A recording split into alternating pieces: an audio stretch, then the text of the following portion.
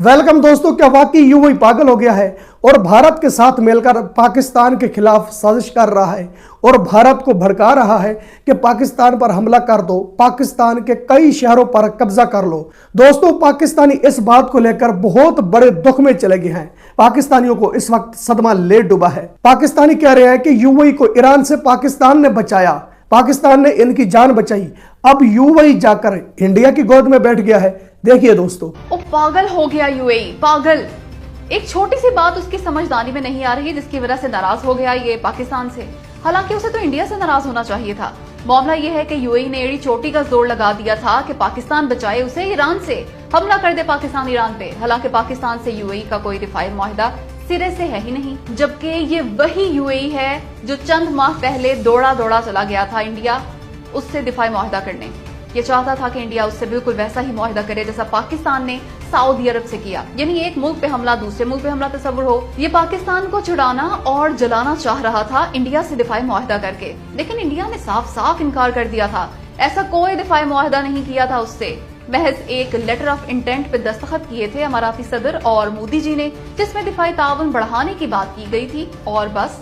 इसलिए यूएई की पाकिस्तान से इस बात पे नाराजगी नहीं बनती कि पाकिस्तान ने हमला क्यों ना किया ईरान पे, बल्कि उसे तो भारत से नाराज होना चाहिए था। आखिर दोनों दोस्त जो हैं, दोनों मिलकर पाकिस्तान के खिलाफ साजिशें करते हैं। खैर, यूएई को वो मुल्क नहीं बचा सका जिसका वो बगल बच्चा है, यानी इसराइल। ऐसे में भारत ने क्या बचाना था उसे, और क्या खाक हमला करना था ईरान पे? तो यूएई होड़ चूप पुत्र, होड़ चूप। दुबई पाकिस्तानियों को दुबई से धड़ाधड़ डिपोर्ट कर रहा है और ये बात अब 100% कंफर्म हो गई है। ये अब फेक न्यूज नहीं रही। यूएई की हुकूमत बार बार पाकिस्तान से पंगा ले रही है। क्या यूएई भारत को गवादर और कराची पोर्ट पर हमलावर होने के लिए वर्गला रहा है? क्या यूएई ने मुसलमानों के साथ धोखा करके इसराइल के साथ हाथ मिला लिया है? इस तरह की वीडियो सोशल मीडिया पर बहुत तेजी से वायरल हो रही है। जहाँ तक बात है इसराइल के साथ हाथ मिलाने की, तो ये बात 100% दुरुस्त है। अब से इसराइल हिफाजत करेगा यूएई की। टाइम्स ऑफ इसराइल में खबर शाया हुई कि इसराइल ने अपने डिफेंस सिस्टम यूएई में तैनात कर दिए हैं यूएई की हिफाजत के लिए। जिस तरह पाकिस्तान ने अपने जंगी तैयारे और फौजी दस्ते सऊदीया भेजे थे, बिल्कुल इसी तरह इसराइल ने अपने जंगी तैयारे और डिफेंस सिस्टम यूएई में तैनात कर दिया है। जहां सारे अरब ममालिक पाकिस्तान पर एतबार कर रहे हैं, वहीं हमारा एक पड़ोसी इस्लामी मुल्क इसराइल की गोद में जाके बैठ गया है। अल्हम्दुलिल्लाह, पाकिस्तान का आबदादी मिसाइल सिस्टम का कामयाब तजुर्बा और अल्लाह पाक ने उसमें कामयाबी अता की है। ये मिसाइल जमीन से जमीन तक 450 किलोमीटर तक हदफ को निशाना बना सकता है और अल्हम्दुलिल्लाह पाकिस्तान का ये तजुर्बा कामयाब रहा। अल्लाह पाक हमारी फौज को और ज्यादा मजीद तरक्की दे। ये पाकिस्तान का इस साल का पाकिस्तान से 8 से 9 मिसाइल का तजुर्बा है, जो जिसमें अल्हम्दुलिल्लाह कामयाबी मिली है। पाकिस्तान ने इन 2-3 महीनों के अंदर बहुत सारे मिसाइल टेस्ट किए, फिर वो चाहे नेवी ने किए हों, वो चाहे हमारी एयरफोर्स ने किए हों, चाहे वो हमारी पाक फौज ने किए हों, अल्हम्दुलिल्लाह सब में उसको अल्लाह पाक ने कामयाबी दी है। और इससे पाकिस्तान का दिफाई सिस्टम है अल्हम्दुलिल्लाह मजीद बेहतरीन हो गया, मजीद मजबूत हो गया। और ये मूत्रवासी बहुत परेशान है, जो हमें धमकियां देने आ रहे थे, पिछली बार धमकियां दे रहे थे, इस बार सोच रहे हैं कैसे धमकियां दें, क्या करें, क्योंकि इन्हें कुछ होना तो नहीं है, कुछ करना तो नहीं है। क्योंकि अगर इस बार कुछ करेंगे तो इनका जो कबाड़ है उसको बिल्कुल कबाड़ बाहर बना देंगे इंशाल्लाह। लेकिन पाकिस्तान अल्हम्दुलिल्लाह जो भी पाकिस्तान तजुर्बा कर रहा है उसमें अल्लाह पाक कामयाबी देते जा रहे हैं। और मैंने आपको बताया कि इस साल का ये पाकिस्तान का 9 से 10वां तजुर्बा है मिसाइलों का, जिसमें अल्हम्दुलिल्लाह मजीद कामयाबी मिल रही है। और ये जो मिसाइल पाकिस्तान ने तजुर्बा किया है, ये 450 किलोमीटर जमीन से जमीन तक हदफ को निशाना बना सकता है। यूएई जो है पाकिस्तान के बुग्ज में अंधा हो चुका है। अब यूएई ने पाकिस्तानियों को अपने मुल्क से निकालना शुरू कर दिया है और मुख्तलिफ कंपनियां जो हैं पाकिस्तानियों को जॉब से निकाल रही हैं और उनको 24 घंटे का नोटिस दिया जा रहा है कि आप हमारी कंपनी जो है वो छोड़कर चले जाएं। अब यूएई को पाकिस्तान के साथ तकलीफ क्या है, क्यों इनको ऐसा करना पड़ रहा है? और पाकिस्तान ने तो इनका कर्जा भी दे दिया है। पाकिस्तान को चाहिए कोई पैसा इनको वापस ना करें। इनके बाप यहां आते रहे हैं, शिकार करते रहे हैं। $20 अरब का फीस का बिल बना, ये खुद भी शिकार करते हैं, यहां आके हर साल आते हैं, 50 सालों से आ रहे हैं। इनको $20 अरब का बिल बना के भेजे पाकिस्तान और कहे कि अपने काट लो और बाकी 2 ना दिए तो 3 दिनों में तुम्हारा दिया पंचा कर देंगे। पागल हो गया है यूएई, पागल। एक छोटी सी बात पीछे नाराज हो गया है, अब जाकर इंडिया की गोद में बैठ गया है। पाकिस्तान ने यूएई को ईरान से बचाया है। सुनिए दोस्तों, जरा अंदाजा कीजिए कि पाकिस्तान ने यूएई को ईरान से बचाया है। अब यूएई पाकिस्तान के खिलाफ हो गया है। एक छोटी सी बात के पीछे नाराज हो गया है कि पाकिस्तान ने ईरान पर हमला क्यों नहीं किया। और यूएई जाकर बैठ गया है भारत की गोद में। अब भारत को जाकर भड़का रहा है कि पाकिस्तान पर हमला कर दो, पाकिस्तान के कई शहरों पर कब्जा कर लो। अब यह भारत का बेटा बना हुआ है, यह हमारा मुस्लिम ब्रदर है और बेटा बना हुआ है भारत का। यह बात कहना बहुत आसान है, मैं भी यह बात कर दूंगा कि जो यूएई है ना, वो भारत का बेटा बना हुआ है। असल में इस बात पर जाइए कि यूएई भारत का बेटा क्यों बना हुआ है। पहली बात यह है कि बेटा कहना बहुत गलत है, बेटा नहीं कहना चाहिए। अगर आप कहते हैं कि यूएई भारत का बेटा बना हुआ है, भारत की गोद में जाकर क्यों बैठा है, तो सबसे पहले यह चीज देखो कि भारत की गोद में जाकर क्यों बैठा है। अब सुने हकीकत प्यारे पाकिस्तानियों, इस हकीकत का आपको पता नहीं था, मैं बताता हूं आपको। पहली बात यह है कि यूएई में इस वक्त इंडियन काम कर रहे हैं। यूएई की जो इकोनॉमी है ना, उसको बहुत ज्यादा फायदा हो रहा है। यूएई की इकोनॉमी इंडियन की वजह से मजबूत है। अगर आज ही इंडियन यूएई से वापस इंडिया चले जाए तो यूएई कमजोर हो जाएगा, फिर ये यूएई नहीं रहेगा। और दूसरी बात, Indian prime minister Narendra Modi ने ईरान से कहा है कि यूएई पर हमला नहीं करना। जिस तरह तुम हमला कर देते हो ना, बस ना सोचते हो ना देखते हो, ऐसे हमला कर देते हो, ऐसे यूएई पर हमला नहीं करना। तो ईरान ने पीएम मोदी से कहा कि सर हम यूएई पर हमला नहीं करेंगे, लेकिन जहां अमेरिकी अड्डे होंगे ना, हम वहां हमला करेंगे, लेकिन यूएई पर हमला नहीं करेंगे। हम आपकी बात मानते हैं, वो हमारे मुस्लिम ब्रदर भी हैं, हम आपकी बात भी मानते हैं। जो आपका हुक्म है ना, हमारी सर आंखों पर है, हम आपकी इज्जत करते हैं, आपकी बात हम एहतराम के साथ सुनते हैं। पीएम मोदी ने ईरान से कहा है कि यूएई पर हमला नहीं करना।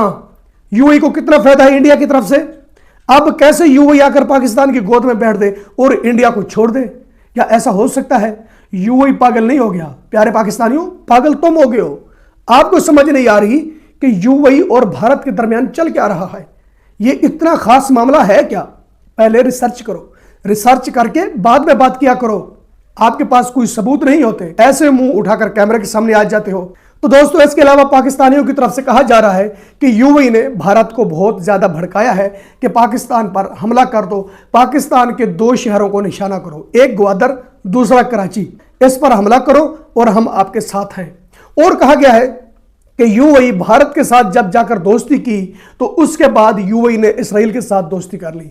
यूएई प्रेसिडेंट ने नेतन्याहू के साथ हाथ मिला लिया। हाथ क्यों मिलाया?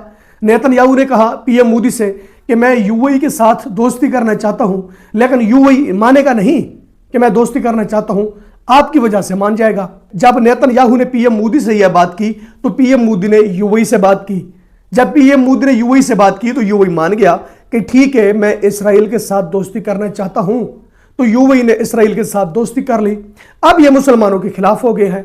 देखिए दोस्तों, सबसे बड़ा मुसलमान कौन है? अगर देखा जाए ना, इस्लाम की सबसे बड़ी तहरीक देखी जाए तो सबसे बड़े मुसलमान सऊदीया और यूएई वाले हैं।